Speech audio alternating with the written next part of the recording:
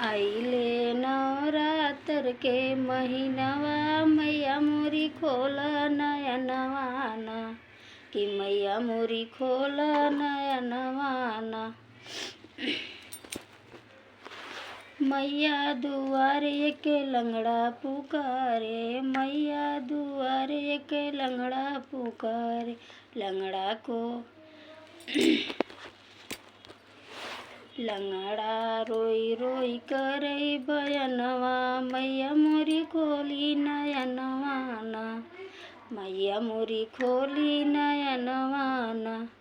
लंगड़ा रोई रोई करी बयनवा, मैया मोरी खोली नयनवा ना कि मैया मोरी खोली नयनवा ना।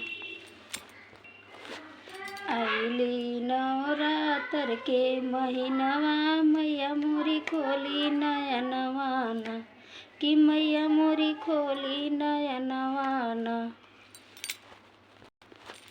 मैया दुआरे के अंधा पुकारे, मैया दुआरे के अंधा पुकारे, रोई रोई करी बयनवा हो, बयनवा हो, मैया मोरी खोल नयनवा हो, मैया मोरी खोल नयनवा हो। आइले नवरात्र के महीनवा मैया मोरी खोल नयनवा ना कि मैया मोरी खोल नयनवा ना। मैया दुआरे के बाजन पुकारे, मैया दुआरे को बाजन पुकारे, बाजन को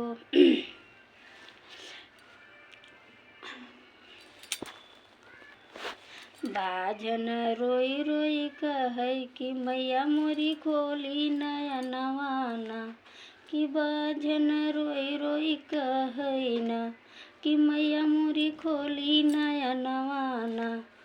हेलो दोस्तों, आप लोग जहाँ भी होंगे स्वस्थ होंगे, मस्त होंगे, अपने अपने काम में व्यस्त रहेंगे। देखिए देवी का भजन सुनिएगा कैसा लग रहा है, जैसा लगेगा वैसा। जय माता जी।